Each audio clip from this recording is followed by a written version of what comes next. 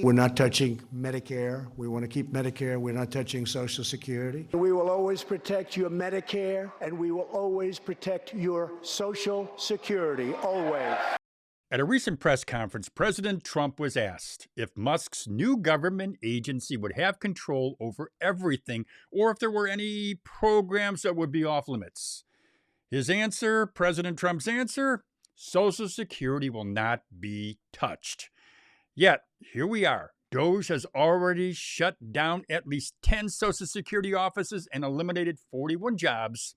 If this is just the beginning, what's next?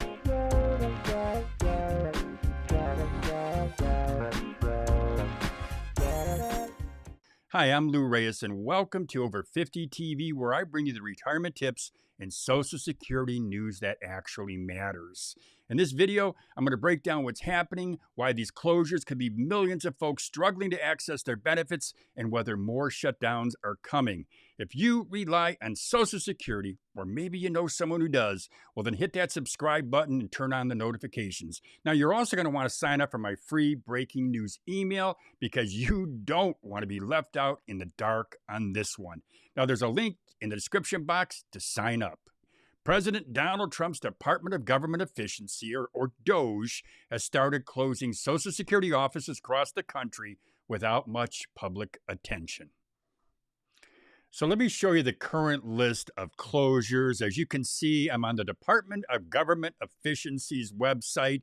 And at the top here, it says savings. Let's balance the budget. DOGE's total estimated savings are $55 billion. And he's happy with that. President Trump and Elon Musk, they're very happy with that. But let me go down to what they're calling their wall of receipts.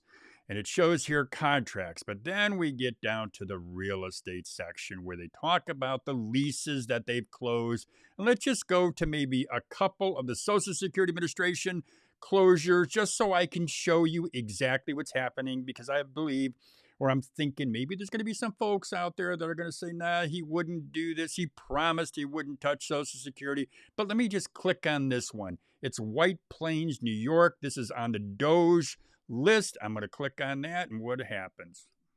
It says right here, total savings in White Plains, New York, $162,689. Annual lease cost, $511,908. Lease termination notice sent January 29th, 25. Lease will terminate at original expiration on May 31st, 2025. So that's just one of them. And again, there's 10 of them here. We can go down a few more layers down here, a few more. See another one here, Social Security. This is in Logan, West Virginia. $45,650 saved. $196,028 annual lease cost. This is closed. It says agency closing office temporarily. And this is just an example. I'm going to put a link to this website, to the DOGE website, to President Trump's website in the description box of this video so you can check it out for yourself. And you can bet that the DOGE list, well, you can bet that is just the beginning. Now, what Trump doesn't seem to understand is that Social Security offices aren't just another government building. They're a lifeline for millions of folks. They serve retirees, people with disability, children who've lost their parents, and other people who rely on in-person assistance to navigate the complex system. You know, not everyone can go online and figure this out. Many old Americans need face-to-face help, whether it's applying for benefits or appealing a decision or maybe just understanding the fine print. The Social Security Administration, well, they operate over 1,200 field offices and they handle around 119,000 in-person visits every single day. And these closures, well, they could mean longer wait times, longer travel distances, and for some, no access at all. And it's not just about convenience. These offices are where people apply for Medicare, a program that doesn't even have its own brick and mortar location. It's also where hearings are held for people who've been unfairly denied benefits. You know, cutting these offices, it's not just a budget move. It could leave vulnerable Americans without critical support. According to government reports, past Social Security office closures, well, they disproportionately harm the poorest Americans, those with lower education levels, and also those without easy access to the internet. And now these are the same people, the same folks most in need of help.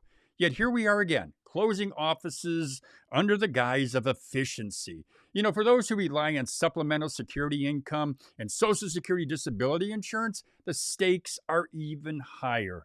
These are some of the most vulnerable people in the country. Many are severely disabled, destitute, or even orphaned.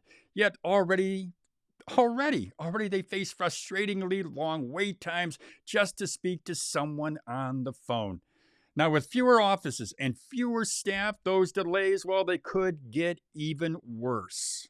It's not just speculation, my friends. In White Plains, New York, one Social Security office, it's a hearing office that's shutting down, leaving more than 2,000 pending cases. And starting in May, some seniors and disabled individuals in the area, well, they'll have to travel up to 135 miles to the nearest office, sometimes traveling across state lines. Meanwhile, Social Security officials are staying silent on the closures. When pressed for answers, they decline to respond to direct questions about the shutdowns and the staffing cuts. Instead, they simply state that hearings could now take place online.